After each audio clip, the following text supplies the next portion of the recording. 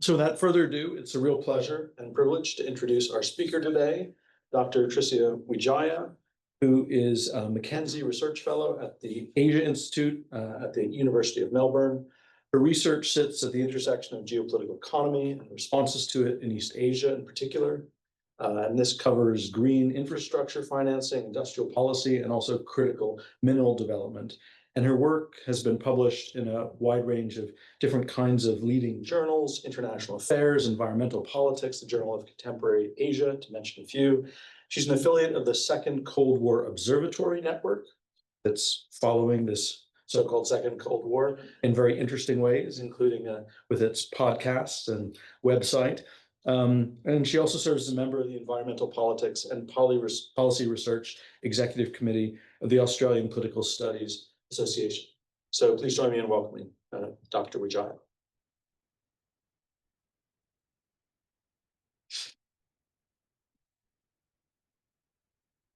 Thank you, John, for very wonderful introductions, and thank you for having me here. And I especially thank you for taking the time to attend the soft launch today, and also for those who joined online. Thank you again for taking your time out for joining me in my soft launch. So it's a shame that I cannot show you the hand copy of the book yet, because it will be ready by mid-November, both printed versions and ebook version. So yeah, today what I'm going to do is that I'm not going to delve into the detail or the stories of my empirical readings of this book, but I rather would like to share with you what's actually this book about, and what is my methodology, what is novel about the conceptual framework, and then what's actually next, and where this book is going to explain or to reconnect our current contemporary geopolitics. So first, I will start with introductions, and as the title suggests, this book is informed by political economy approach, particularly critical political economy approach. And I see infrastructure as a political economy category, which is embedded with social relations. And then the third sections, we will be talking about Japan, from an institutionalized regulatory complex to a diffuse regulatory complex. And regarding this regulatory complex, I will try to elaborate more further, because this RC, let's just put it that way, regulatory complex, is one of theoretical frameworks that I've developed in this book. And China, we will try to see how Chinese financing governance in Southeast Asia evolved from deinstitutionalized to institutionalized regulatory complex. Okay, so I think it goes without saying that I know today in LinkedIn, in Twitter, everyone is talking about geopolitical competitions or the trade war between the US and China, especially on the digital technology, tech space, or critical minerals or rare earth minerals. But actually, if we can recall back what happening 10 years ago, I think everyone was talking about infrastructure at the time. That actually informed my research, because this is a book based on my PhD study. And at the time, I think infrastructure was the very feature of geopolitics, especially when we enter the era of BRI as well, Belt and Road Initiatives. And this is based on the statistic, as we can see here. Lending for infrastructure projects has amounted to a substantial proportion of China's overseas lending, be it ODA, OOF, whatever we call it. And the destination of Chinese overseas lending particularly have also changed. And those who have been studying infrastructure for many years, for example, Deborah Broughtigam start with Africa in early 2010s. But actually, if we look at the statistics starting from 2012, 2013, the destination of Chinese overseas lending have been shifted to Southeast Asia. Loan commitments to African countries fell sharply, while lending to Asia, especially Southeast Asia, has shown remarkable increase, with projects being concentrated on power infrastructure, energy, and mining. And this is also why later on I will discuss more. This is also why majority of case study in my book touch on the coal-fired power plants. But overall, everyone is eyeing on Chinese infrastructure landing, but they forgot the fact that Japan position is also challenged at the same time.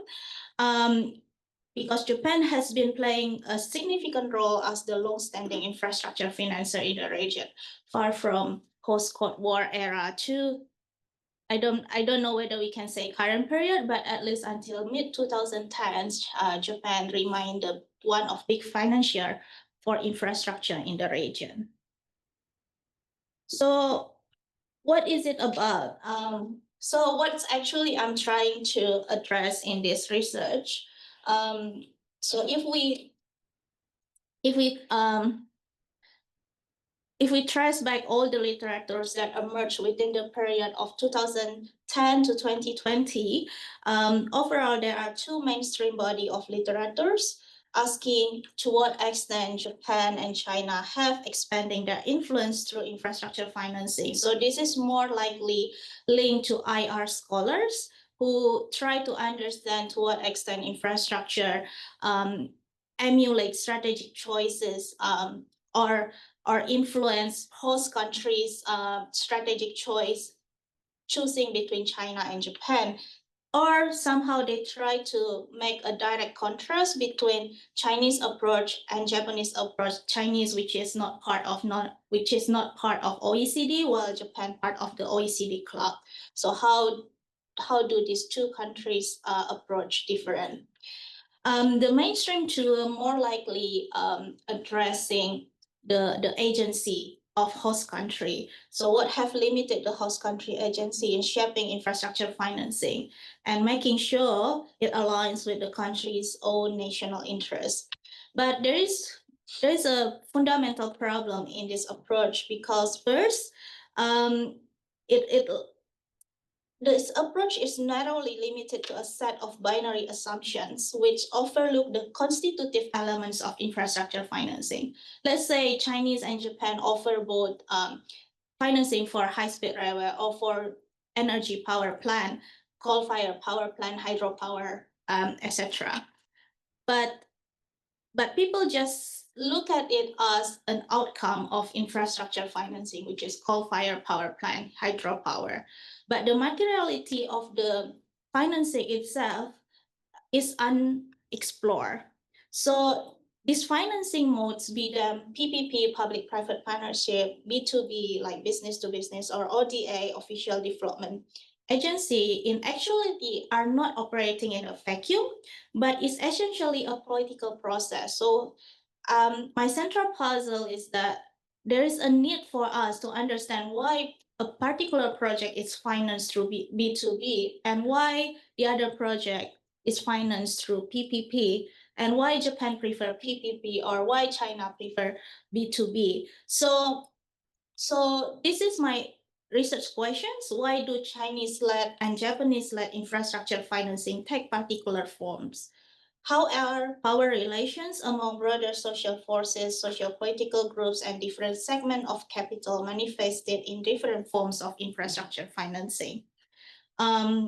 So in this way, we seek to open an analytical space for the materiality of infrastructure financing, such as capital accumulation patterns that reshape the form of financing, local actors, power dynamics, and ideas.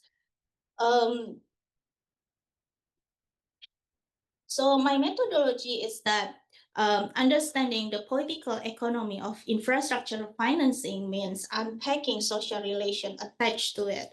Different forms of infrastructure financing, PPP, B2B, or ODA, embedded particular kind of risk, like financing risk. But this risk itself is not an equation of economic cost and benefit as the World Bank or IMF or the Asian Development Bank tend to construe, but actually it is a complex political calculations that involve materials and ideas, individual and collective interests, and spans across national and historical scales.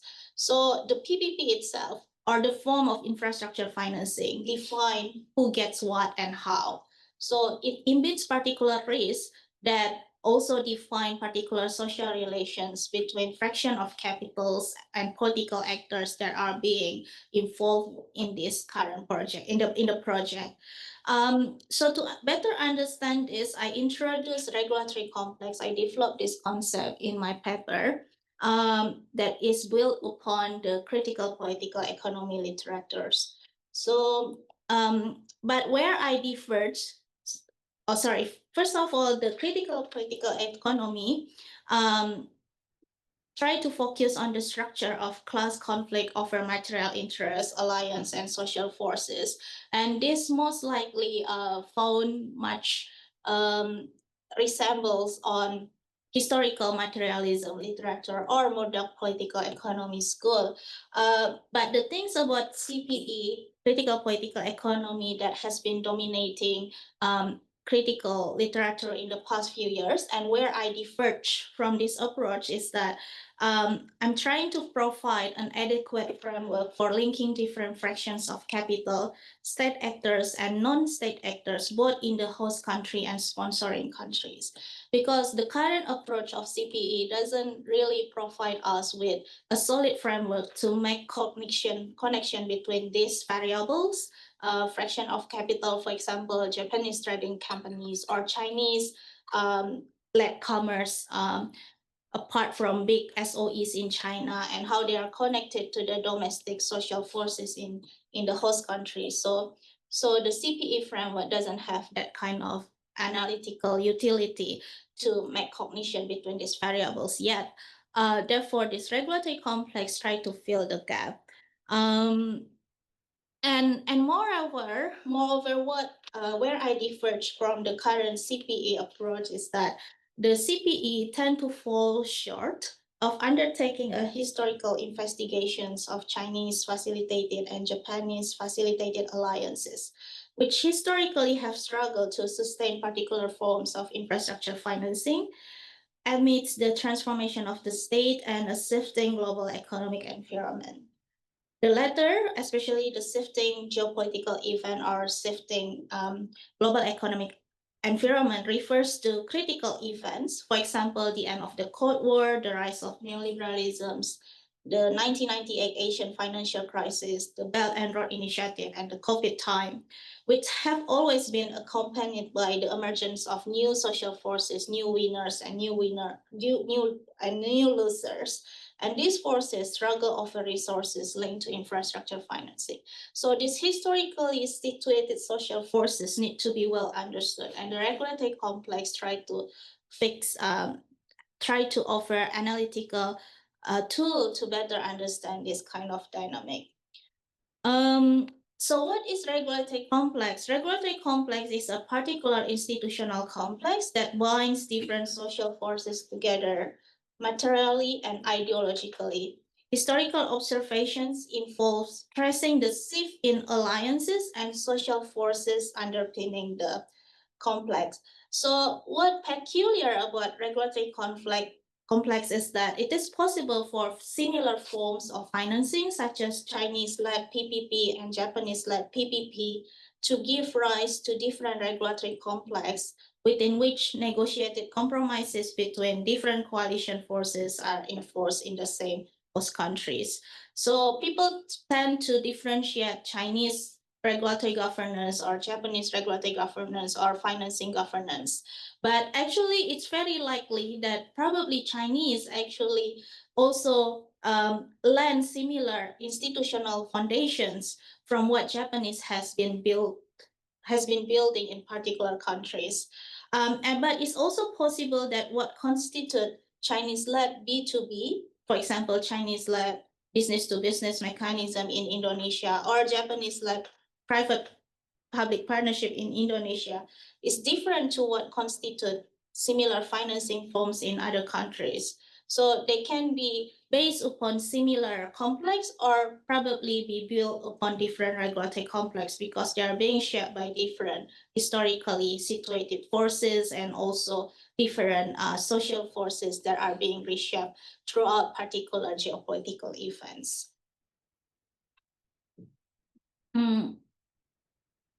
So this is my methodology. I'm trying to avoid the positivism in my study that X will lead to particular Y result. Instead, I'm using a qualitative comparative analysis methods. So with this QCA method, it allows us for conjectural causations across observed cases. And this also allows us to be more attentive to the complexity of such interconnected elements. And this core interconnected element is the one that I just briefly mentioned about how we connect the domestic political changes, the new winners and losers, and how they are being shaped by particular geopolitical events. So this a combination of conditions is integral to the QCA methodology, and that's what I coin as the conjunctural approach. So then the case selection for each of the empirical chapters of this book is informed by theoretical reasons. So it focuses on Indonesia because I think it goes without saying that Indonesia is the largest market in Southeast Asia.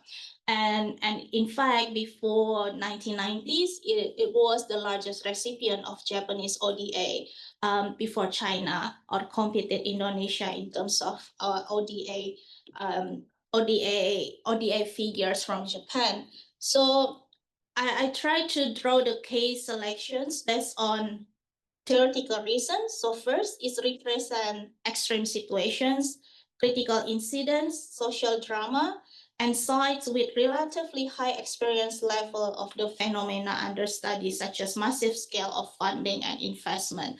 So as we know, Japan and China had both of this country are indeed hegemon in the different period of time, but their starting point is different. Japan already start tapping into Indonesian infrastructure market since Cold War period, but China, even though there was particular history between Sukarno and Mao Zedong in China before Cold War, but Chinese project only materialized in Indonesia in late 1990s. So these two countries had different starting point. So the way I select the cases are based on this theoretical reason, which is the projects involve this country, but they have to be massive, critical, and have particular drama, social dramas. And also I adopt the Gramscian state theory in understanding the state here, be it host country or sponsoring country, Japan and China. So Gramscian state theory embraces a relational approach. We don't necessarily understand the state as being hijacked by dominant forces of capital, but we understand the state as a contested field among various social forces. So the state somehow can just be representing general interest, common interest, but in particular, the state can also represent particular fractions of capital in particular period of time.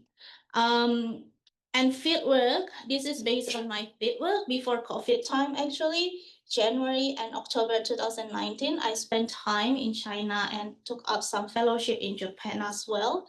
And I interviewed Japanese trading companies, representative officials, and also I visited China and interviewed some anonymous interviewers, anonymous respondents there that involve state-owned enterprises as well. And I also, of course, I went to Indonesia because Indonesia is the main superstar here, the main case study. So I stay in Indonesia for 6 months and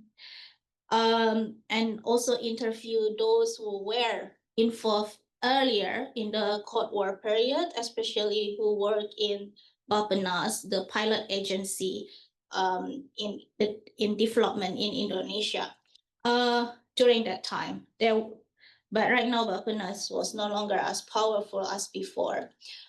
But this is also followed with a number of interviews in between 2020 and early 2024, but because of COVID time, there are some respondents whom I contact through online Zoom meeting, but in the process of writing this book, I also tried to add more data, and I met some of them in Japan and in Indonesia. Okay, so this is the organization of this book. As I mentioned earlier, it will not do Japan and China a justice if I just compare it apple to apple, orange to orange.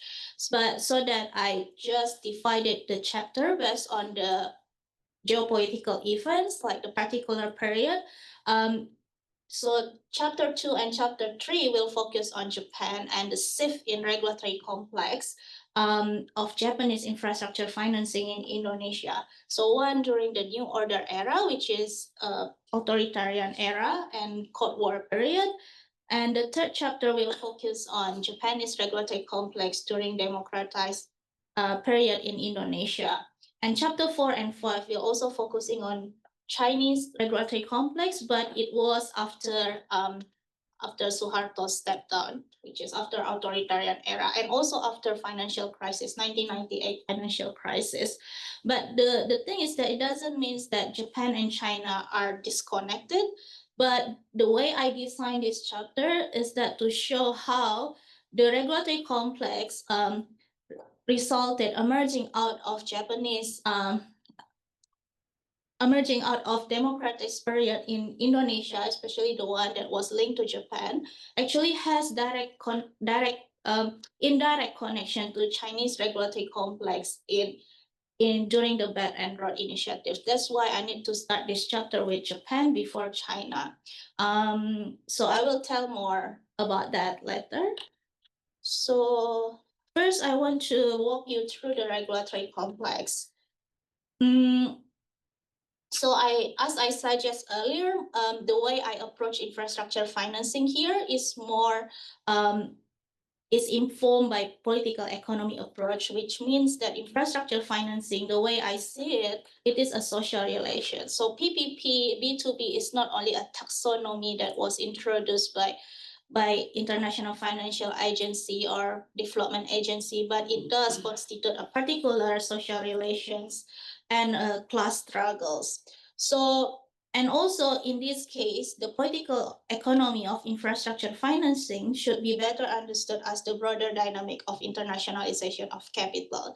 So in this sense is the internationalization of Chinese capital, internationalization of Japanese capital throughout different periods.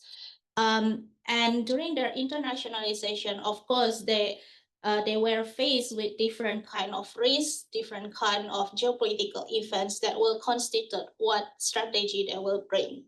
And also I move beyond class struggles. I keep mentioning about capital, but the way I understand capital here is not, it goes beyond the mainstream explanations of historical materialists who tend to reduce class struggles between capital and labor, but I borrow wisdom from Jim Glassman's work that the capital should be categorized into different segments of capitals because they are embedded within different social relations, and the risks they are being faced with also different to each other. So fraction of capital can be industrial capital, financial capital, state capitals, and in each conjuncture they were faced with different kind of risks and also the modes of financing as well. And this is also what led me to understand forms of infrastructure financing. Actually, we can reduce it to regulatory strategies. So what is regulatory strategies here? So let's say PPP. PPP actually can redefine state market coordinations, policy making process, and regulatory frameworks, and in particular enable segments of capitalist class to link their interests with key domestic political economic alliance in the host countries based on their respective competitiveness, risk perception, and access to capital in a given period. To some extent, these regulatory strategies can re-articulate the interests of particular coalitions as general interests. So in particular period of time, it can be that ODA, Official Development Assistance, serve as regulatory strategies in which this ODA mechanism actually enable the stabilization of alliance between particular segment of capital from Japan and also particular business alliance or political business alliance in Indonesia. And they have their roots in coalition of social forces. The way I applied it, I know the way I explain it right now probably still quite abstract, but it will be much more clear after I show you some case study here. And following up on what I said about the different segment of capital, in this book, I try to categorize different fraction of capital relative to risks in infrastructure financing and their position within the market and state. So I don't necessarily define Chinese and Japanese capital only as Chinese capital and Japanese capital. I don't do it in that way. Instead, I understand it and I try to classify them into 4 categories: international capitalists, investment constrained capitalists, market constrained capitalists, and national capitalists. So by international capitalists, it means this cohort of capitals have more access to global capitals, but they tend to be risk averse due to their relative autonomy from the state. And investment constrained capitalists, they only able to invest substantially in the domestic market, but once the state lifts barriers to specific forms of capital movement, they can invest in international markets, but their options for financing mechanism are quite limited, which does somehow affect the way they reshape regulatory strategies. Higher risk for bigger returns. So somehow they can be risk taker because it's somehow in lay reader word, it's more like nothing to lose. And market constrained capital is actually the easiest example here is Chinese high-speed railway companies. So they can only market the products where they are produced. So once they are being forced to internationalize to market their products in third country, it means that they need both home and host government support. Otherwise, they will risk facing long-term capital constraint and lower return. But national capital is indeed nationally grounded capital. They hold monopoly control that is deeply rooted in the political economic structure of their home country. And this resembles some state-owned enterprises in Indonesia, particularly before financial crisis.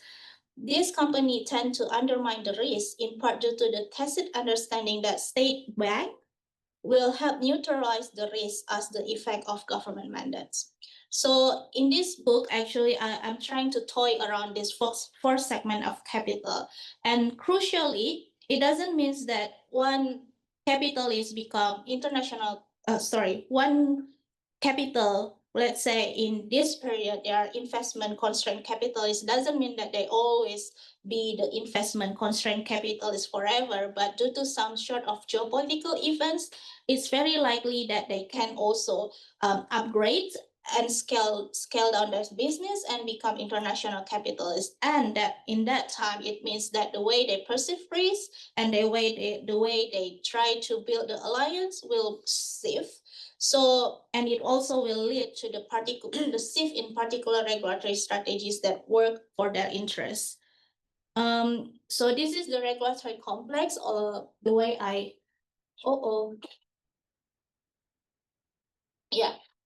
but importantly, the last but not least, in this regulatory complex, I also introduced ideological framework of risk. So ideology here is not understood in the very rigid sense that it's defined class structure or class interest, but the definition of ideology here is a set of widely understood, more or less cohesive and stable ideas about how a set of issues should be resolved and who should resolve them. So ideological consistency here is not always prevalent, and we can barely expect the social group to act in a consistent manner. So the nationalist group in particular countries, in Indonesia, for example, it doesn't mean that they always avoid deregulation, privatizations, but there's always particular perceptions of risk. For example, the ideas of neoliberalisms that probably can lead them to build particular alliance with fractions of capital who share the interest with them. So at the core of this framework is the recognition that different socio-political and economic groups are bound together in the ideological framework of risk and technical rules. And this is quite obvious in the Japan infrastructure financing regulatory complex. So in Japan, I try to, it's a very long story. I really would like to invite you to read the book, actually. And I don't think I have enough time to explain all of this.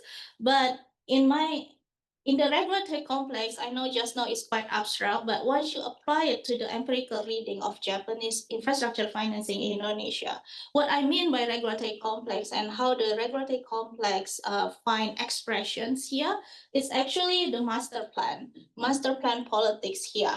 So overall, from the post-war period, oil crisis in 1970s to the era of neoliberalism triggered by Margaret Thatcher in the UK, actually, while the PPP, public-private partnership, gained currency tractions among policymakers in Southeast Asia at the time. So they ended these three different periods ended different regulatory strategies actually. So each period had particular regulatory strategies which Japanese capital prefer. So for example, during the post-war era, actually we saw the emergence of new cohort of capitalists in Japan that are mostly trading companies who until now remain prevalent. They are Sumitomo Mitsui, the Mitsubishi and Marubeni, those who were remain prevalent until now. And this company actually at the time act as the market constrained capitalists that I told you earlier, that they need government to help them internationalize or even market their product overseas. So the war itself actually helped them to do so. But the thing is that the regulatory complex here, their alliance is sustained through Bappenas, the pilot agency of development in Indonesia at the time. And it's sustained through particular ideology that was strongly embedded within Suharto Repelita development plan. Repelita here refers to the 5 years national development plan in Indonesia. So in each period, I also demonstrate 3 different case studies.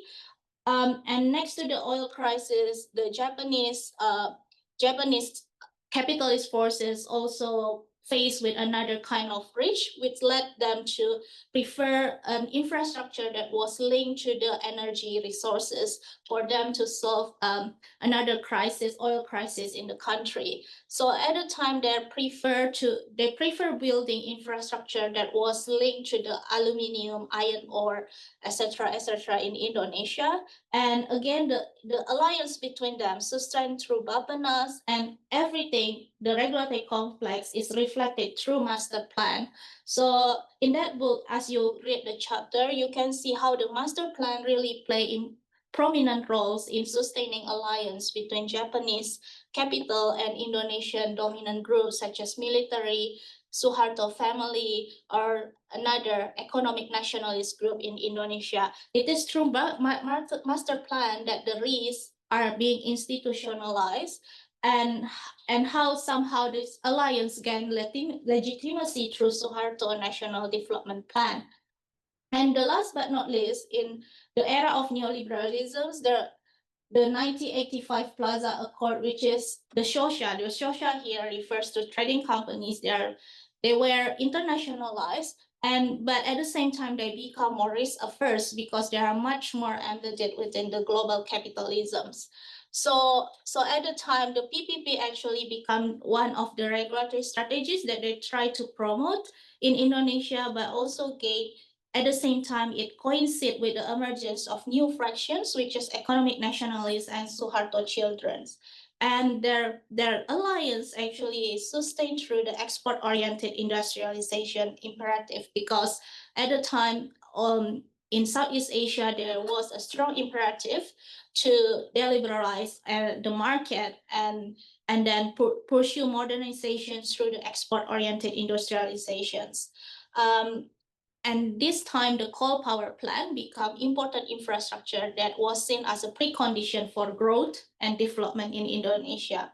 So throughout this different period, we see how Japanese consistently developed and laid the foundation for particular regulatory complex that actually found expressions to master plan and it's being centered on Bappenas. So Bappenas is actually the one that is playing important role in the geopolitics of aid and development, but also at the same time indirectly sustain Japanese capital in Indonesia through their technocratic methods, as they also strongly link to Berkeley technocratic networks, and also to the IGGI, the network of the developed country which channel development funding to Indonesia.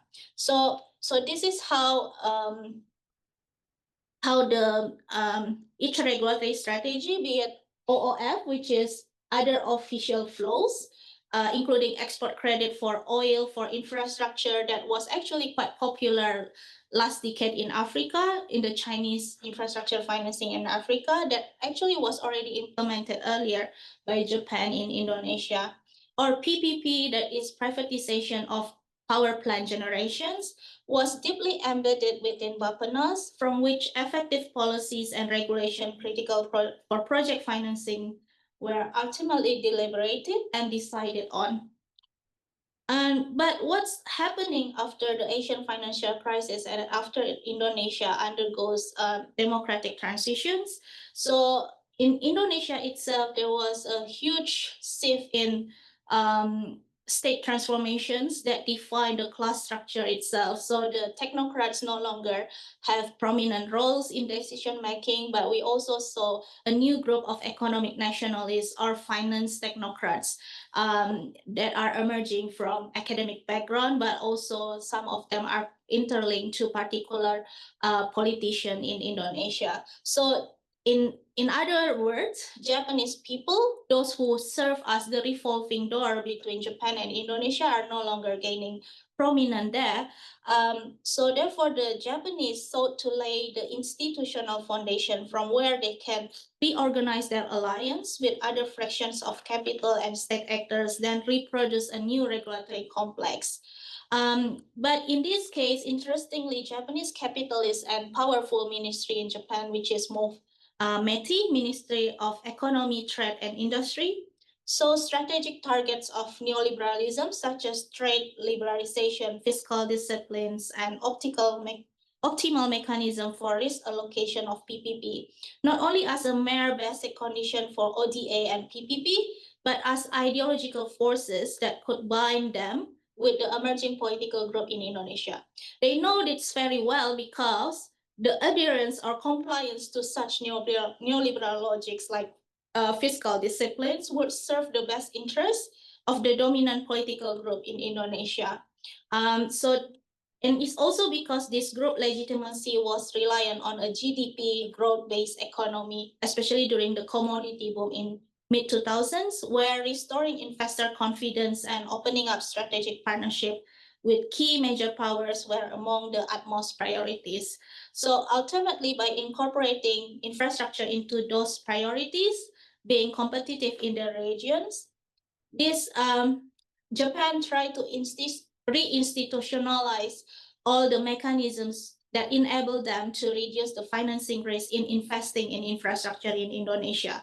So as we can see here, actually, and I cannot go into details, but in this book, you can see how Japan actually struggled to reinstitutionalize the risk as what they have been doing in the past.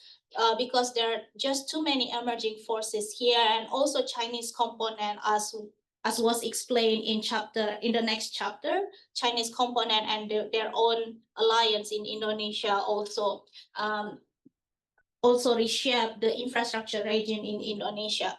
So during this period, the first 10 years, actually Japan struggles, and only in the last 10 years that it managed to reinstitutionalize its regulatory complex in Indonesia under master plan actions, Jakarta, Bogor, Depok, Tangerang, and Bekasi, Jabodetabek, which refers to major cities in Indonesia. And this remarks a shift in the nature of regulatory complex from the Bappenas Center regulatory complex to a diffuse regulatory complex. So this complex was characterized by a diffuse set of accountability and decision-making structures in project financing, as well as the strong influence of neoliberalism's on risk management. So during democracy and post-global financial crisis, for example, Japan struggled to set up a new institutional framework, particularly in financing guarantee agency in Indonesia, so that it can help Japan to de-risking its PPP project in Indonesia itself. At the time, it was a bit struggle, but after the failure of Infrastructure Summit 2005 that also involved Chinese capital, Japan apparently gaining more currency there to make good use of the failure of Chinese to build infrastructure in Indonesia in mid-2010. And it gave a leeway for Japan to actually set up new institutional foundation in Indonesia, which is the new financing infrastructure guarantee for that is based in Indonesian Ministry of Finance. And in fact, this financing guarantee agency remain playing important role until today. And in fact, it's now being used by different political elites to leverage their particular projects, be it in the new capital city that right now is being abandoned by the current government, but also being used for another Chinese link project, actually, including Chinese power plant in Indonesia and also high-speed railway itself, the Jakarta-Bandung high-speed railway. I'm not going further detail here, but this is what actually happening about the master plan that Japan tried to institute in Indonesia. So in this master plan, it's quite tricky. So the one highlighted in gray is actually refer to the project that were involving Japanese companies. But as you can see, it's being financed through different kind of mechanisms. So, and the other one is just sugar coating, but still led by Japan through technical assistance program. But this master plan itself demonstrate Japanese way to institutionalize the risk in Indonesia. So rather than extending the accumulation space or expanding opportunities in a large number of projects, these Japanese capitalists, as they are getting more internationalized and prone to the higher risk in infrastructure market, they attempt to materialize their interests within a specific boundary, namely Jabodetabek, the region which has been a nerve center of economic growth in Indonesia for decades, but are also invisible, yet important to economic activities that tie to all core business of capitalist class in Indonesia, including Japanese automakers itself, whose business are concentrated in this area. So in this region, they advance different regulatory strategies like PPP, ODA, according to their own competitiveness and the level of risk embedded within particular projects. And they repackage everything within the MPA, Master Plan Action Jabodetabek. And this Jabodetabek was falling under the ambit of Minister of Finance and Coordinating Minister for Economic Affairs, who were also strongly tied to the World Bank regime, fiscal discipline, and neoliberal regime. Critical to the Batang project itself, one of the pilot project of Japan in Indonesia that is also touted by the government as the first PPP project in Indonesia, which is called Batang Coal-Fired Power Plant, is actually the institutional strengthening of the Ministry of Finance and Infrastructure Guarantee Finance.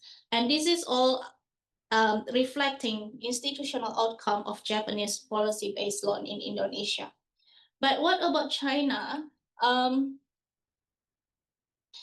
China also same, but interesting things is that China at the beginning rather deinstitutionalized the risk, and the official development financing actually tend to bypass the traditional infrastructure agency, and it was designed and deliberated on an ad hoc basis, sustained through the non-interference and South-South developmentalism.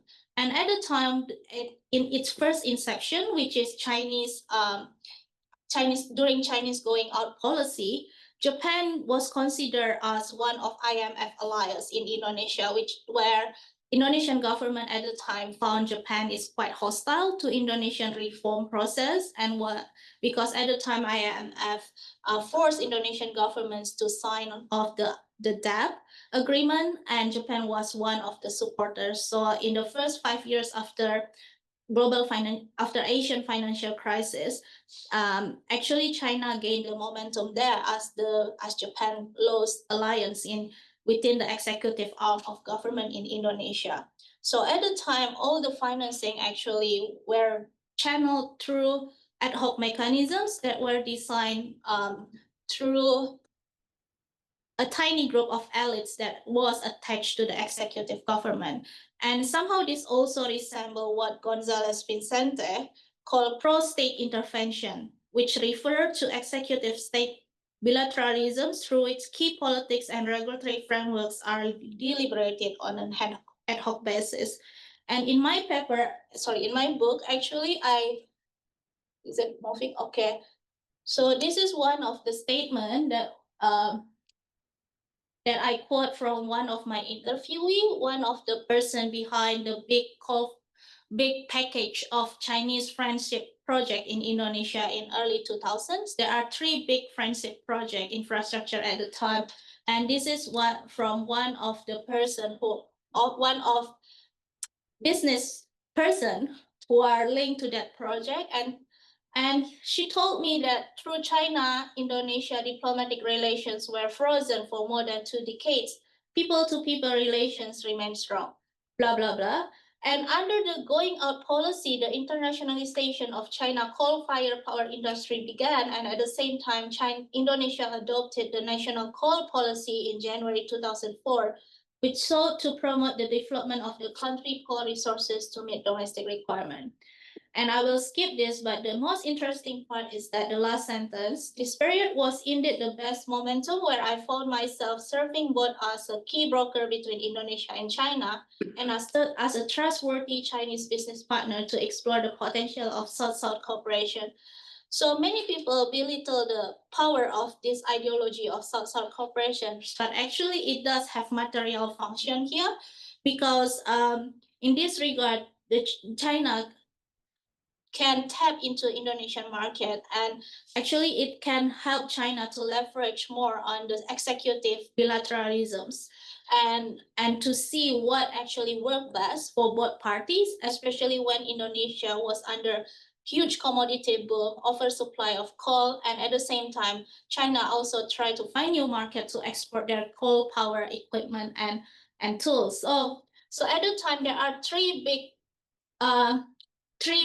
capital here who inherently are investment constrained capitalists, but Chinese government opened the way for them.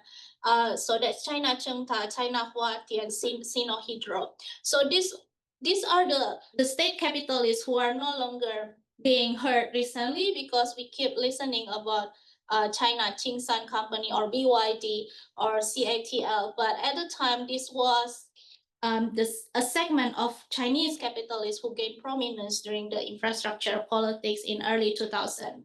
And the next one, actually, I elaborate more details on my book. In the mid 2010, actually, Chinese, there are also another round of Chinese-led commerce in Indonesia whose relations to the government are quite tricky, but they are the newcomers and they also embed different level of risk that also define different forms of regulatory strategies that they try to bring and shape in Indonesian infrastructure market. And again, the last but not least is about Belt and Road Initiative. There are many stories to tell, but I don't think I have enough time here. But this is also why the title of this slide is deinstitutionalized to semi-institutionalized. So interestingly, when BRI was introduced in Indonesia, it was quite sloppy at the time. It was a big mess. But turns out that PPP or B2B, because China often mix up these two terms and use it interchangeably, but it considered as a new regulatory strategy that defines Chinese relationship with Indonesia, especially when it comes to infrastructure investment. But it also strongly tied to the emergence of new fraction in Indonesia, which is key state-owned enterprises, especially key infrastructure SOEs, who politically important to the government in Indonesia. But interestingly, they also leverage Japan-linked regulatory complex, especially the guarantee agency that were introduced, whose foundation was set up by Japanese-linked alliance in Indonesia. And they also take this one step further by institutionalize these gains of these infrastructure mechanisms through new coordinating ministry in Indonesia, which was led by Luhut Panjaitan at the time, who led the coordinating ministry for maritime affairs and investment for almost 9 years. And this is where all the Japanese link regulatory complex actually was re-institutionalized by and through Luhut Ministry in Indonesia. And this is also from where Chinese managed to at least de-risk a bit their large-scale project, including high-speed railway, but also some coal power plant that right now already being suspended and no longer being expanded in Indonesia. But at least this is how it links to Japanese regulatory complex. So in conclusions, what's this book about is, first, it's theoretically generative because the frameworks of regulatory complex break analysis away from methodological nationalism, Japan, vice versa, China, as well as a meaningful analysis of power relation historically embedded in various forms of financing, PPP, B2B. And of course, it's empirically generative because that's why I also cannot elaborate in details here because there are many rich stories in this book that hopefully you have time to read. And also it suggests new form, new way to understand these historical relations as well as contemporary relations between Japan, China, and Southeast Asian countries under the conjuncture framework as well. And this is also the fourth point. Actually, I think this is one of the unique point of this book is that I managed to link how Chinese regulatory complex were actually tied to the Japanese regulatory complex in Indonesia, and these two are not separable. I also take up Broughtigam Cole to carry out a mission to dig into the far more complicated stories behind Chinese and Japanese infrastructure financing. But again, this book, of course, has limitations. Infrastructure itself is embedded within labor relations, of course, but this book doesn't really tell much about labor as a class, even though it's mentioned something about class struggles. So this is one of the limitations, and right now it's still limited to the case of Indonesia, but the regulatory complex itself offer wider applicability to another case that probably you can bring to new domain of geopolitical competitions like critical mineral industrial policy or tech governance. In our current emerging conjuncture, of course, which is new industrial military complex, US-China trade war or ecological war, or another new form of financing like Japan. It was just yesterday that Japan new prime minister voted to increase defense budget up to 2% of GDP. So it's quite interesting. There are many things going around, and it's worth investigating further. And last but not least, of course, green infrastructure that in the past, China and Japan their investment were concentrated on coal-fired power plant, but right now they try to expand it and to the new green infrastructure in tandem with the decarbonization efforts. And the BRI itself also upscale itself to become a global development initiative. So this book is not the beginning, so this book is not an end, but it set the tone for another round of discussion. So I will stop here. Thank you for sticking around the discussion. I'll take some questions from the audience.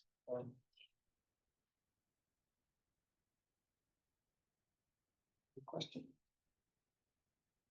Yeah, I mean, I've got a question, but it's kind of maybe it's. I guess I guess could you give a bit of an update as to how things look now? Because I mean, it's not really in the scope of your book. That's why I'm hesitant for it to be the first question.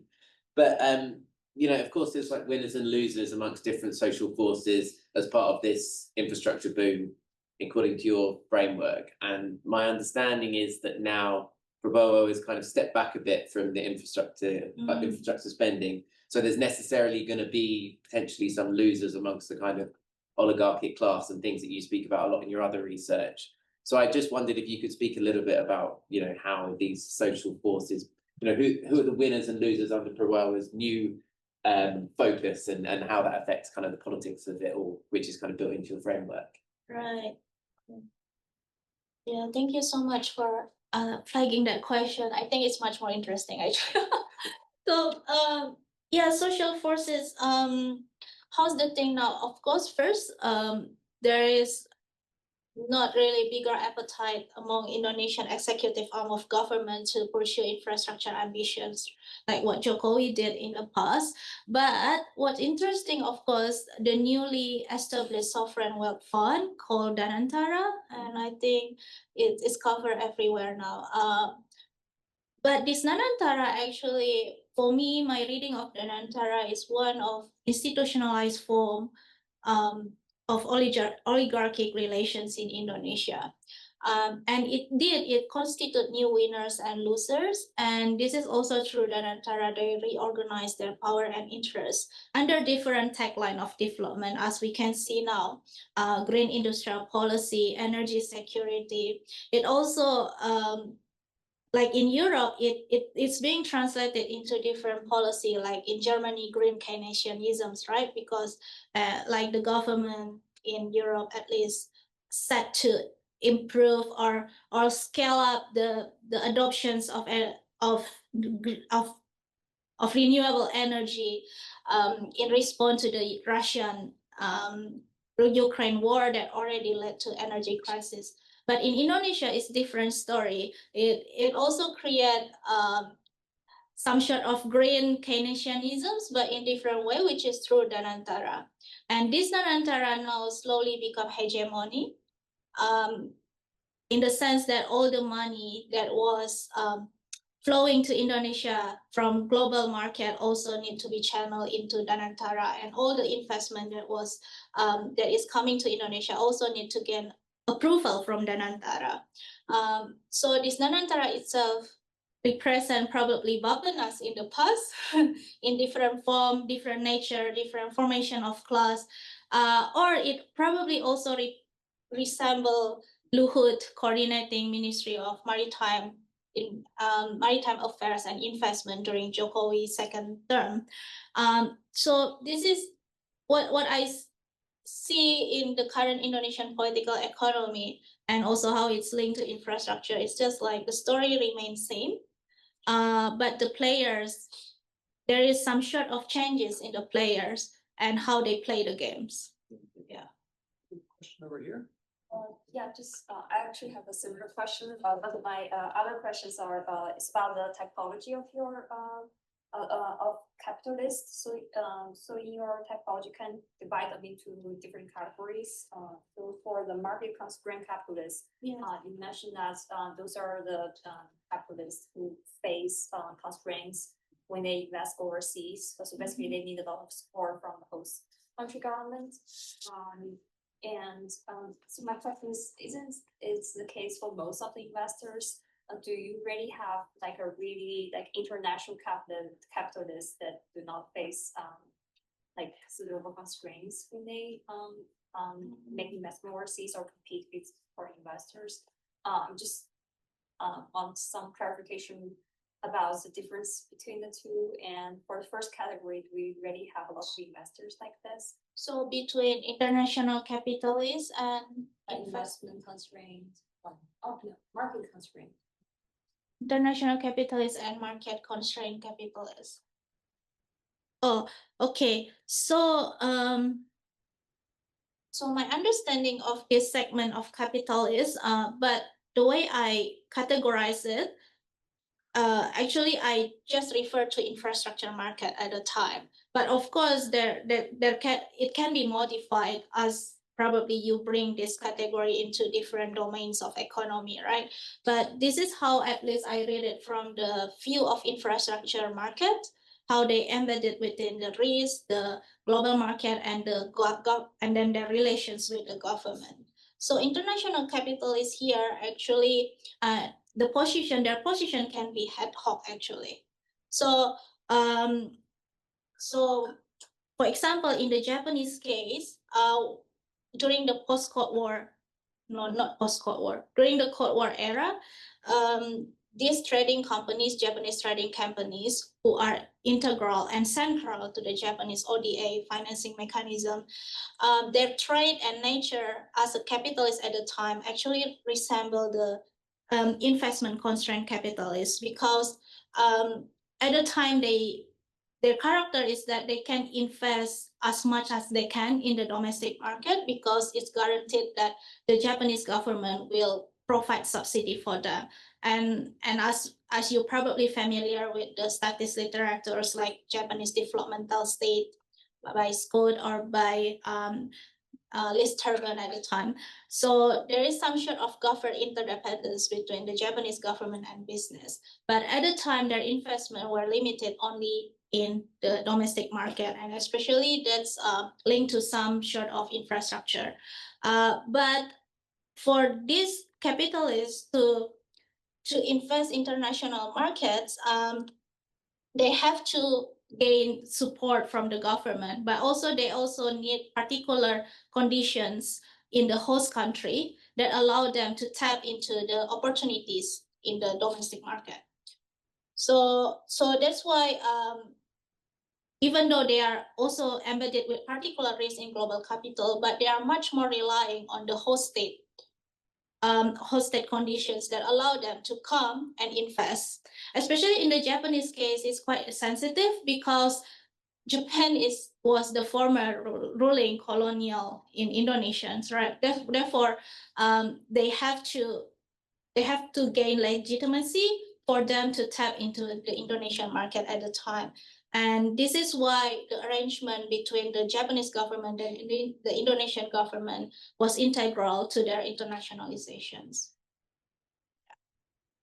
So yeah, but for me, it doesn't, when I read through my chapter again, for me, what's somehow a bit tricky is not about the difference between international capitalists and investment constrained capitalists, but it's more about investment constrained capitalists and market constrained capitalists, because there is thin differences between these two capitalists.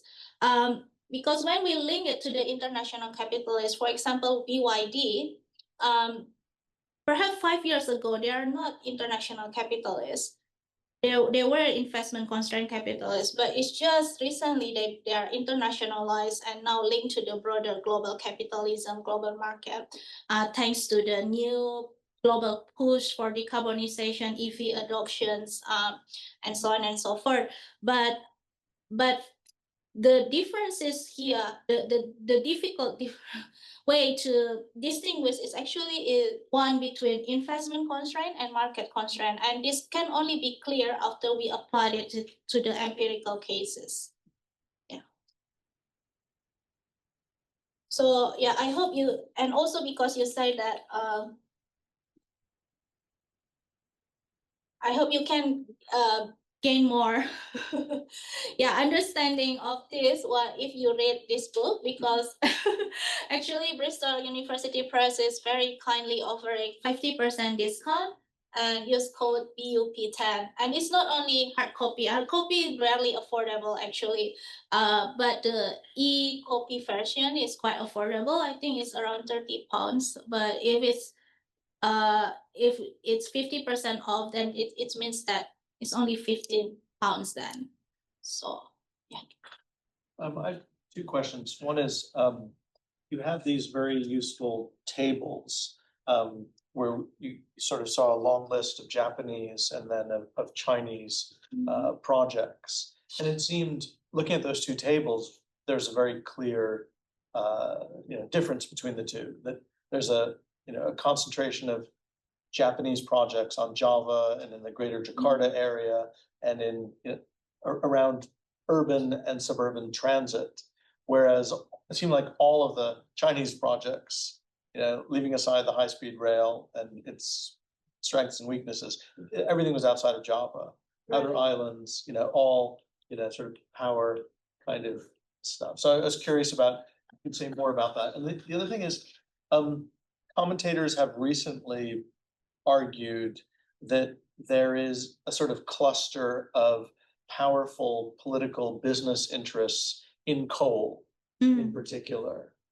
And I was wondering if you would agree with that assessment, that like a crucial sort of nexus of partnership and these sorts of coalitions, that alliances that you're identifying sort of are clustered in that sector and occupy positions of influence and access in terms of the policy making elite.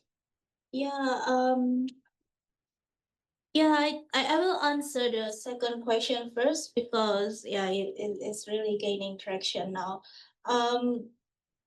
So about the powerful political business interest in coal, indeed, and I think not only limited to Japan, but when it comes to China and Indonesia relationship, right now I think nickel is the superstar, right? Like seems like everyone are putting in grant applications and also writing a new article. Everyone is using Indonesia as a case study, especially when we talk about this nickel thing, or the interest of extractive conglomerates in the current push for global decarbonization. But what I see here is that I think this is not only national phenomenon, right? But it's also global, in the sense that Trump already show us an exemplary case in point. For example, petromasculinity, like how the Make American Great Again is actually also resonating with this idea of reconstituting fossil fuel producers in the United States and reconnecting them with the Saudi Arabia, UAE, transnational alliance of fossil fuel conglomerates. But it's just tech expressions in different way in different country, and especially in Indonesia, resource-rich country, not only nickel-rich, cobalt-rich, but also coal-rich, and also Australia, metallurgical coal that that also still has higher global demand this day. So I think what interesting here, indeed, we see the nexus of green development, geopolitics, and resource nationalism in this country.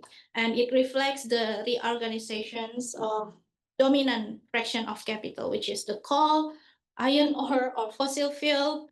And I think, interestingly, they are not necessarily challenging the Green Alliance in the current world, if I may say. They instead complement what the BYD, what Chinese bring to the world.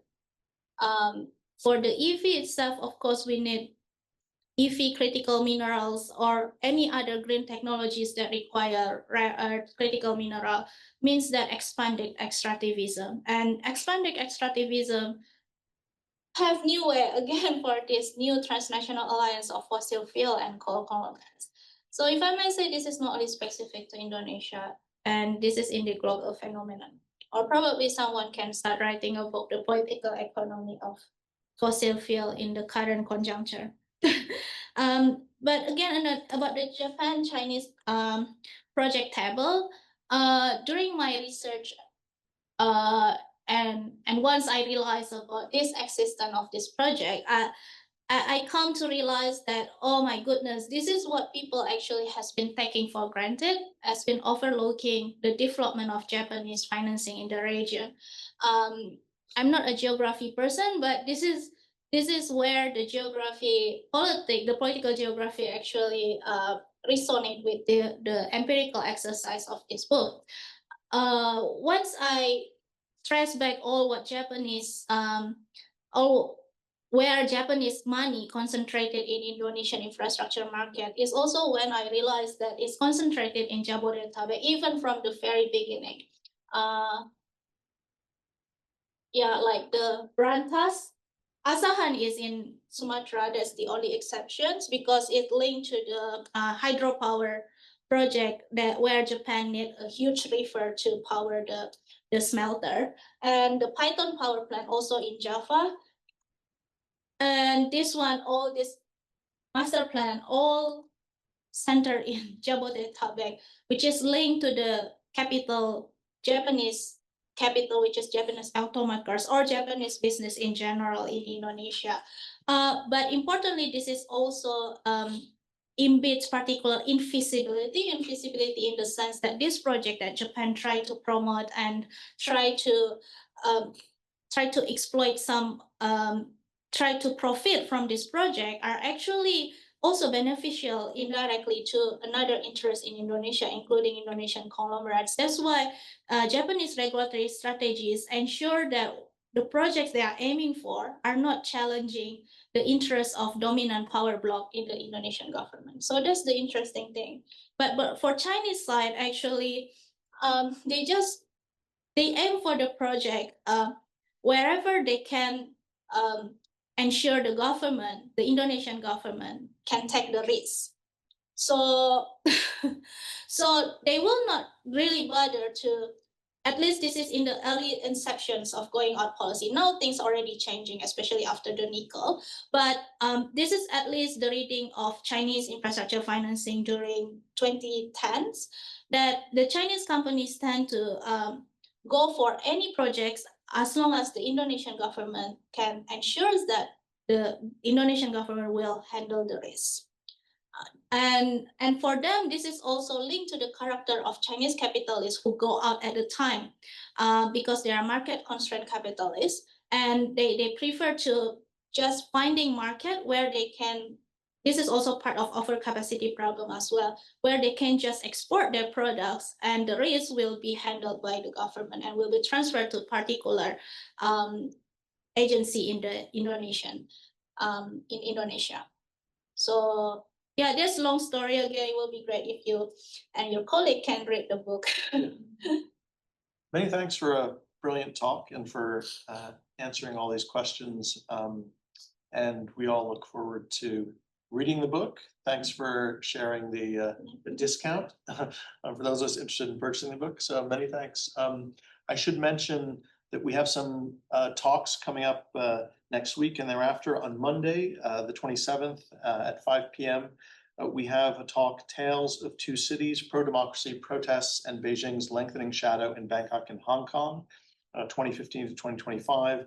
And the speakers are Professor Jeffrey Wasserstrom and Wichuta Tiratana Bodhi from Cambridge, who will be presenting their new book, right?